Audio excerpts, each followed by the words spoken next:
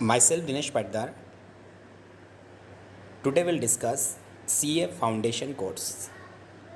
CA Foundation course के बारे में आज हम डिस्कशन करेंगे, जिसमें आपको स्क्रीन पे दिख रहा होगा मैंने पूरा प्रॉपर तरीके से आपको एवरी सब्जेक्ट के मार्क्स और इंडिविजुअल मार्क्स और सब्जेक्ट के बारे में मैं आपको इन्फॉर्म करूँगा, ठीक है, जिससे आपके जो भी डाउट्स है CA से रिगार्डिंग वो सारे क्लियर हो जाएंगे, ठीक है। कैसे इसका रजिस्ट्रेशन होगा, कैसे आप CA कोर्स के लिए रजिस्ट्रेशन करवा सकते हैं, ठीक है, इस कोर्स के अंदर क्या सब्जेक्ट है वो पूरी डिटेल में आपको इस वीडियो में दूंगा, ठीक है।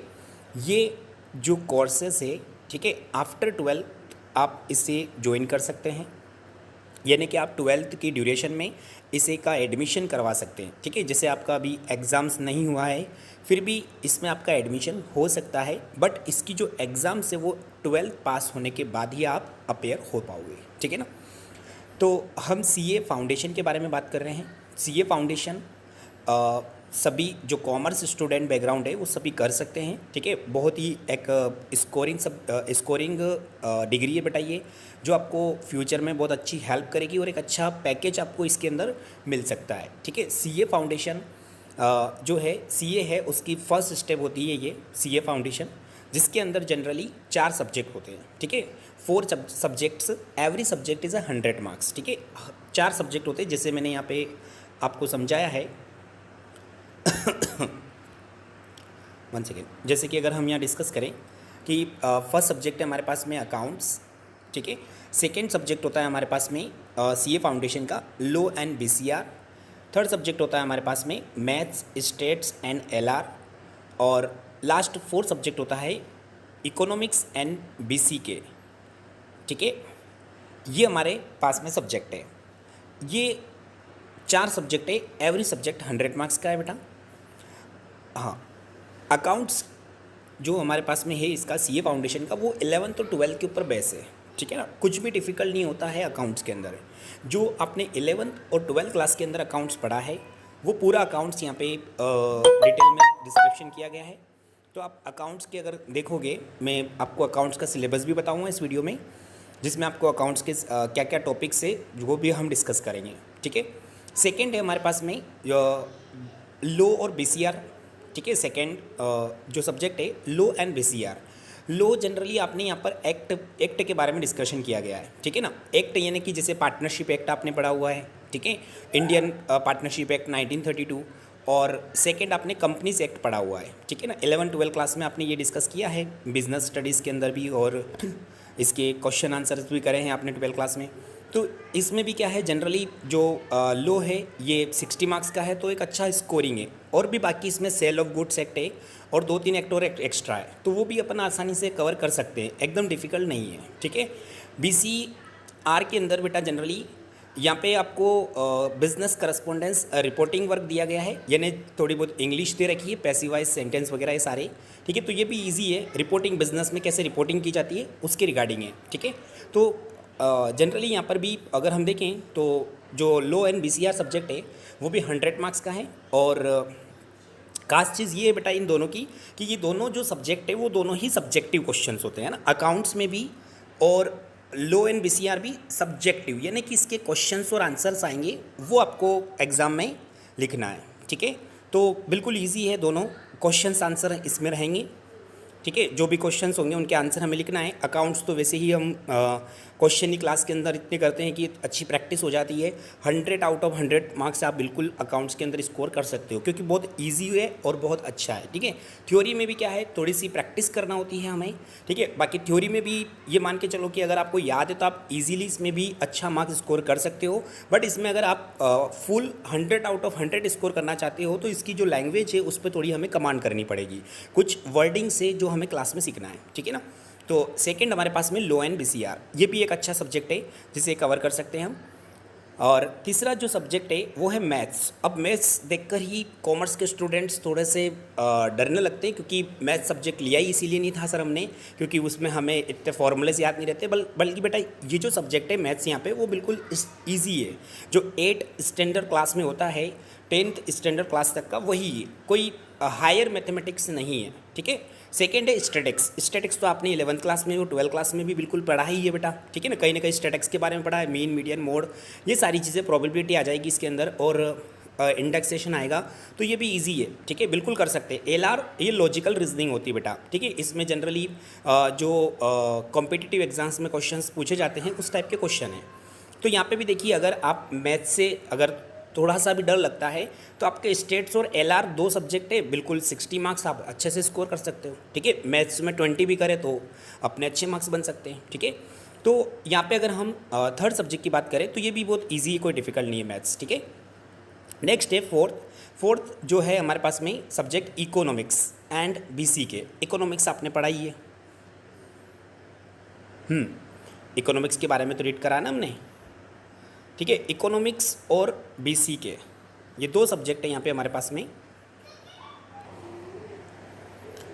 इकोनॉमिक्स यहाँ पे 60 मार्क्स का है, ठीक है ना। यहाँ पे इकोनॉमिक्स कितने नंबर का है, 60 का है, और बीसी के है 40 का, तो 100 मार्क का है, ठीक है। वो करेक्शन कर लेना, वो मैंने जल्दी में लिखा होगा तो 40 लिखा है, 60 का होता है बेटा, ठीक है। क्योंकि इकोनॉमिक्स भी आपने 11th और 12th क्लास में पढ़ाई है, ठीक है। मीन मीडिया इकोनॉमिक्स के अंदर हमने डिमांड चैप्टर, सप्लाई चैप्टर, ठीक है, मार्केट, तो जो भी आपने इकोनॉमिक्स में पढ़ा है वो पूरा ही यहाँ पर आपको बहुत अच्छा बेनिफिट देगा सीए फाउंडेशन में। तो ये लगभग ऐसे सब्जेक्ट है बेटा जो आपने 11th एंड 12th क्लास के अंदर पूरे अच्छे से रीड किए हुए हैं, ठीक है। अब हम बात करते हैं कि इन सब्जेक्ट में, अच्छा ये लास्ट के जो इम्पोर्टेंट चीज़ ये है कि ये जो लास्ट के 2 सब्जेक्ट है मैथ्स और इकोनॉमिक्स और बीसी के, ये आपके एमसीक्यू बेस्ड क्वेश्चन पेपर है। मतलब यहाँ पे आपको सिर्फ ऑप्शंस आएंगे, ठीक है, 4 ऑप्शंस आएंगे, आपको उन्हें सही आंसर को सिलेक्ट करना है, ठीक है, सेलेक्ट करना है हमें सही आंसर को। तो ये जो लास्ट के 2 सब्जेक्ट है मैथ्स और इकोनॉमिक्स, ये जनरली आपके एमसीक्यू बेस्ड रहेंगे, ठीक है। तो ऐसे जो पूरा पेपर होगा वो 400 मार्क्स का होगा, ठीक है। पूरा जो पेपर रहेंगे वो 400 के, क्योंकि 100 मार्क्स का अकाउंट्स, 100 मार्क्स का लॉ, मैथ्स और लास्ट, तो 100 मार्क्स के हमारे पास में ये सारा पेपर रहेगा, ठीक है ना। तो टोटल कितने मार्क्स हो गए, 400। अब 400 में से पासिंग की अगर हम बात करें तो 50% इसका क्राइटेरिया है, कितना है 50%, ठीक है। यानी आपको कितने मार्क्स लाना है, 200 मार्क्स लेकर आना है, ठीक है। बट इसमें एक चीज़ है कि आपको इंडिविजुअल भी सब्जेक्ट को पासिंग करने के लिए 40% है।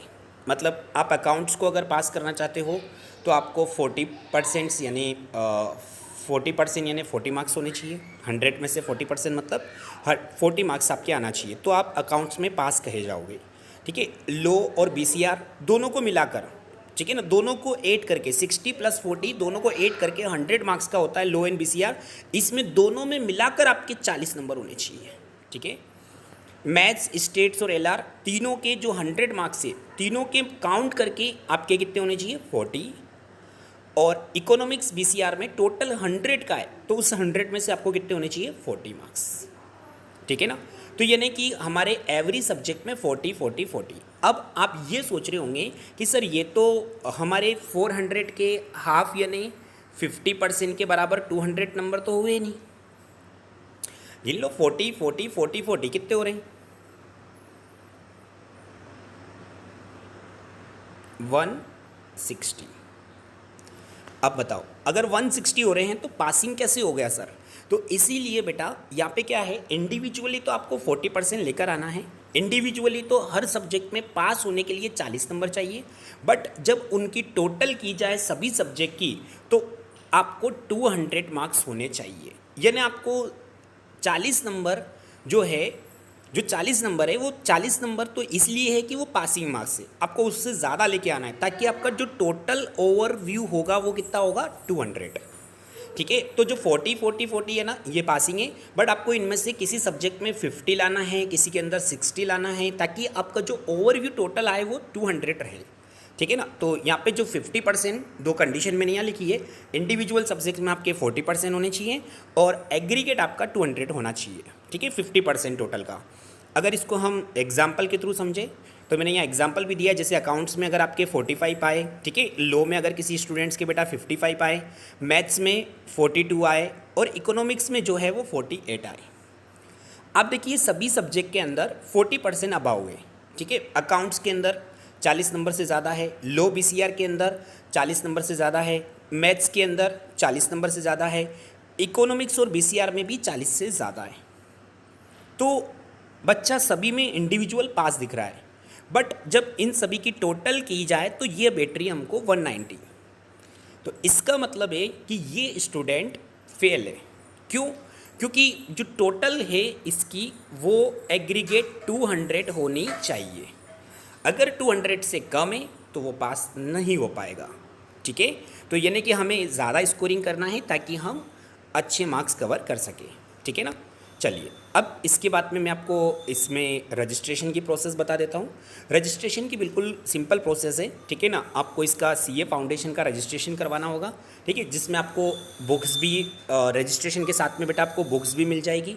ठीक है, जो आईसीआई आपको रजिस्ट्रेशन के साथ में प्रोवाइड करेगा। बुक्स आपको ऑनलाइन आपके रजिस्टर्ड एड्रेस पर आ जाएगी। ठीक है, जो आपका एड्रेस है, आप रजिस्ट्रेशन के टाइम पर आप जो रजिस्ट्रेशन के टाइम पर जो एड्रेस अपना लिखोगे फॉर्म में, तो आपको उस पर बुक्स मिल जाएगी। ठीक है, इसका रजिस्ट्रेशंस जो होता है, ठीक है, उसमें आपको बुक्स रहेगी। उन बुक्स को ही हम क्लास के अंदर सबसे ज़्यादा मोटिव देते हैं बेटा। ठीक है ना। यानी कि अगर हम क्लासेस के अंदर देखते हैं कि लास्ट ईयर भी क्लास पे पूरे ही सारे स्टूडेंट्स हमारे सीए फाउंडेशंस के अंदर क्लियर हुए हैं। ठीक है, आईपीसीसी उनका ज्वाइन हुआ है और कई स्टूडेंट्स फाइनल में भी है। तो डेफिनेटली बेटा यहाँ पर जो होता है सीए फाउंडेशन में जो भी चीज़ें होती है वो आईसीआई जो भी मटेरियल प्रोवाइड करता है बुक्स के पास, साथ में बेटा आरटीपी भी हम कवर करते हैं। ठीक है ना। रिवीजन टेस्ट पेपर होते हैं ये। ठीक है, जैसे हमारे बोर्ड एग्जाम्स के अंदर पास्ट 5 ईयर के क्वेश्चन पेपर होते हैं, वैसे ही सीए फाउंडेशन के अंदर आरटीपी होती है, रिवीजन टेस्ट पेपर, जो हम कवर करते हैं क्लास के अंदर। ठीक है, 3 साल का करीबन इसके अंदर मटेरियल होता है आरटीपी का, वो कवर करना होता है, जिससे हम एक अच्छी प्रैक्टिस कर सके और बहुत अच्छे मार्क्स कवर कर सके। ठीक है, ये जो मेहनत है बेटा आपकी सिर्फ 6 मंथ की मेहनत है। समझ रहे हो? 6 महीने के अंदर आप सीए फाउंडेशन का कोर्स कवर कर सकते हैं। एक बार अगर आपने सीए फाउंडेशन को क्लियर कर लिया, ठीक है, तो आपके अंदर एक कॉन्फिडेंस आ सकता है सिर्फ 6 महीने में। ठीक है, ऐसा नहीं कि सर हम कोई कंपटीशन के एग्ज़ाम्स कवर कर रहे हैं या हम कोई जिसके अंदर हमें 2-2 साल 3-3 साल तक है, ऐसा कुछ भी नहीं। अगर आपने सीए फाउंडेशन कवर किया है तो आपको एक कॉन्फिडेंस मिलेगा और उस कॉन्फिडेंस के बेसिस पर आप सेकेंड स्टेप को भी कवर कर सकते हो। ठीक है ना। बस 3 तो स्टेप है बेटा सीए फाउंडेशन में। इसके बाद आप आईपीसीसी ज्वाइन करोगे और देन एक ट्रेनिंग होगी आपकी। वो ट्रेनिंग एक ज़्यादा समय की होती है, इसलिए ये कोर्स 4.5 साल में आपका कंप्लीट होता है। ठीक है। हाँ, तो सर ऐसा क्या है 4.5 साल? देखो बेटा, आप अगर अभी से प्लानिंग करोगे तो ये बेस्ट टाइम है आपके लिए। ठीक है, 12th में जो स्टूडेंट्स है उनके लिए एक ये बहुत ही बेस्ट टाइम है सीए फाउंडेशन के कोर्स को रजिस्टर्ड करवाना। क्यों? क्योंकि जैसे ही आपकी इधर 12th क्लास की जो एग्ज़ाम्स है वो जून के अंदर कंप्लीट होगी और उसके बाद में आप डायरेक्टली कुछ भी सोचे बगैर, देखो बीकॉम बीबीए ये तो एक नॉर्मल कोर्सेस है जो हर स्टूडेंट करता है, इसके बेसिस पे कोई अपने को इतनी अच्छी जॉब नहीं मिलती है। ठीक है, हम भी समझते हैं इसके बाद में फिर हमें गवर्नमेंट जॉब के लिए जाना होता है। तो आप देखिए आपकी जो 3 साल है ना, जो बीकॉम बीबीए और इनके अंदर आपकी जो टाइम आप जो इधर दोगे, मेरी जो सजेशन है कि आप उसके लिए एक अच्छा कोर्स सिलेक्ट करो। इन 3 सालों में आप बहुत अच्छा कर सकते हो। ठीक है, वेट करने की बजाय हम ऐसे कोर्सेज को ज्वाइन कर सकते हैं जिसके अंदर हम हमारा एक कॉन्फिडेंस लेवल जनरेट कर सके कि अब हमें कुछ करना है। ठीक है, कई बार बेटा कई सारे बच्चे सीए फाउंडेशन ज्वाइन करते हैं आफ्टर ग्रेजुएशंस। ठीक है, ग्रेजुएशंस कंप्लीट करते हैं, फाइनल ईयर में आते हैं, तब बोलते हैं कि सर हमें सीए फाउंडेशन का कोर्स करवाना है, सीए करना है हमें। ठीक है, तो आप देखिए वो एक 3 साल जो है वो एक आपका लर्निंग टाइम होता है। इस समय पर आपको सिर्फ सीखना है, ठीक है, पढ़ाई करना है। तो डेफिनेटली बेटा आप ऐसे कोर्सेज़ को ज्वाइन करें, ठीक है, जिससे आप एक अच्छा एक कॉन्फिडेंस अपने अंदर ले सकें। तो मैं यहाँ पे ये समझा रहा हूँ आपको कि जो सीए फाउंडेशन का कोर्स है इसके लिए आप जो अगर 12th क्लास में हैं स्टूडेंट्स, वो बिल्कुल रजिस्ट्रेशन करवाएं।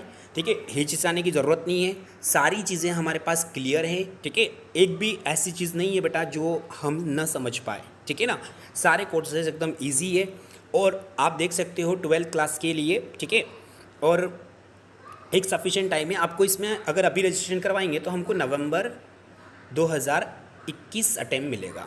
ठीक है ना, आप अभी अगर रजिस्ट्रेशन करवाते हैं तो, ठीक है, क्योंकि रजिस्ट्रेशन अगर लेट होता है तो फिर नवंबर अटेम्प्ट आपको नहीं मिल पाएगा। ठीक है ना।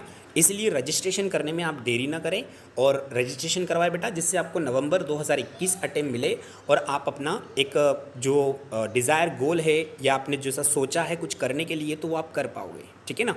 क्योंकि देखो 3 साल तक इसके अलावा हमारे पास और कोई ऑप्शन नहीं बचता है कि हम अगर अच्छा सब्जेक्ट अभी सिलेक्ट ना करें, ठीक है। जैसे ही 3 साल में आपको BBA BCom की डिग्री कंप्लीट होगी, फिर आप सोचोगे कि अब मुझे क्या करना है, तो वो एक सेकेंड रास्ता आपके पास में रहता है, ठीक है ना।